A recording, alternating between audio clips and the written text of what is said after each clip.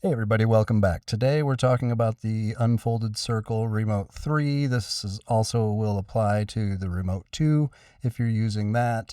We're going to talk about activity groups. And before we talk about activity groups, let's talk just a little bit about how I think it's best to use the remote. An activity basically it's a group of devices together that it's one button. I have these three are my three main activities. I watch Kaleidoscape, I watch my Apple TV, or I watch a Blu-ray. Those are all three activities that happen in the same room with many of the same devices, just configured in a slightly different way.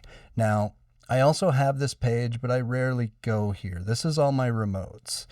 If you are simply just rebuilding all of your remotes into the Remote 3 or 2 and just going in and turning things on one at a time and using those remotes independently from each other, you're doing it wrong. There's no real way to say it any different. So activities are really what makes this a powerful remote. And it's nothing new. It's nothing that Harmony didn't have. It's nothing that Control 4 doesn't have. It's just that this is the hardware that is supported and somewhat available. Once the Kickstarter's over, it'll be shipping to those who pre-ordered, and then will be hopefully available for sale.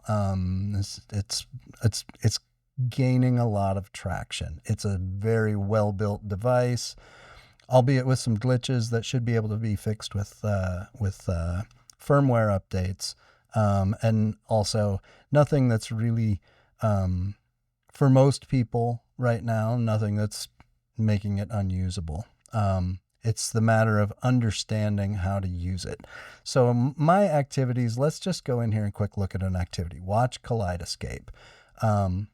Watch Kaleidoscape. When I press that, when I launch that activity from the home page of my remote, it turns on my projector, it turns on my Lumagen Radiance Pro, it turns on the Storm Audio AVR. I have an ISR Fusion in here.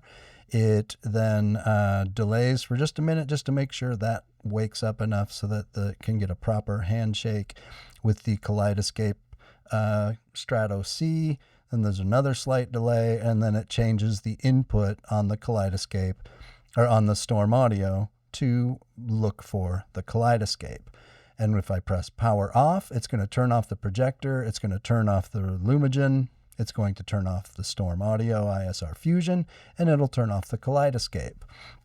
That's great when all I'm doing is coming down here. Oh, and just beyond that, it will show what's playing on the Kaleidoscape on the screen of the remote. The buttons will control the Kaleidoscape, except for volume up, volume down, and mute, which will control the Storm Audio, since that's what is controlling my volume. And I also have the other screens here to give me some other functionality that I might need while I'm in that activity, but not every single time. Some lighting control, some basic Lumagen controls, and just switching different surround modes on the Storm. Okay, so let's go back to this. What happens if I come downstairs to the theater and I start up my Kaleidoscape sequence, and then I want to watch something on the Apple TV? Well, ideally, I don't want to have to go into the Storm Audio remote and change the input and then go to the Kaleidoscape remote and turn off the Kaleidoscape, and then go to the Apple TV and turn on the Apple TV. I don't want to have to do that. I also don't want to leave a bunch of things just kind of hanging when, I don't want to just leave some other stuff on when it doesn't need to be on, because I'm not using it anymore. So this is where you get the activity groups.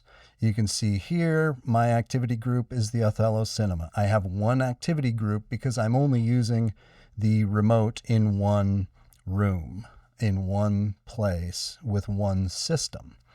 So think of this, if you're using several of these that all have the exact same programming on them and you're using them throughout your house, your activity group might be home theater. It might be living room. It might be media room. It might, you might have several activity groups where you can group things together that are in several different activities with the same equipment in different configurations.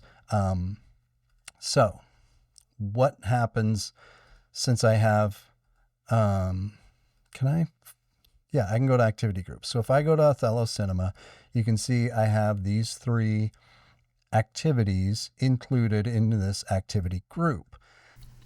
While I was recording this yesterday, I now notice during editing that I forgot to talk about one of the most important things, and that's this turn off unused entities box here. You want to make sure this is on always. This is what's going to give it the behavior that this entire video is focused on. So you always want to make sure to tell it that if I'm not using this entity in my new activity, turn it off.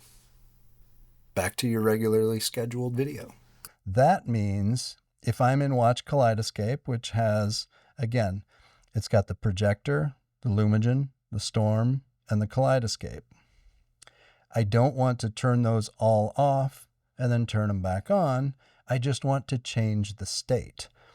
If I didn't have these if I did not have these in an activity group, and I went from, with the Kaleidoscape activity launched, if I just launched the Apple TV, they would both stay on and they would both stay active. Everything would switch over to the Apple TV and it would work just fine. But what would happen would be the Kaleidoscape would stay on. And when you power down your activity, then you have to tell it, yes, power down both activities, etc. And it's just extra button presses. It's extra things to think about. So when you put them in an activity group, it knows the differences. It knows that between these activities, all of them use the projector, all of them use the Lumigen, and all of them use the Storm audio. They each use a different source device, the Kaleidoscape, Apple TV, or Blu-ray, and they each use a different input on the Storm audio. So if I'm on Watch Kaleidoscape and I press Watch Blu-ray, it's going to turn off the Kaleidoscape, it's going to turn on the Blu-ray player, and it's going to select the proper input on the Storm audio, but everything else is just going to stay where it is because it doesn't need to change. I might have different settings for the Storm audio for the Blu-ray player. Maybe I only want to use DTS upmixing for Blu-rays because I like the way that sounds better. I can put that in there as well. You just configure it properly and it only makes the changes that need to be made and it turns the unused devices off. If I'm downstairs watching a movie with my son and I decide this movie sucks, I'm going to go upstairs and watch and make dinner and turn on the news, but he's going to stay down here and watch the movie. That's cool. If he wants to do that, that's fine. But if I had my upstairs TV in an activity group with the Kaleidoscape and I hit on the remote to turn on the TV upstairs, it would turn off everything downstairs in the theater and he would have to turn it all back on. But by using a separate activity group, I can launch those two activities simultaneously and they don't interfere with each other.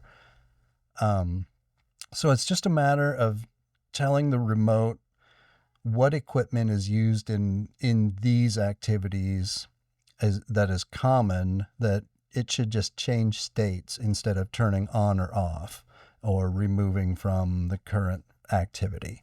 So it's just a nice little feature. It allows you to do things like sit here in the theater and turn on the TV upstairs before I go up there without shutting everything down downstairs because my son's going to watch.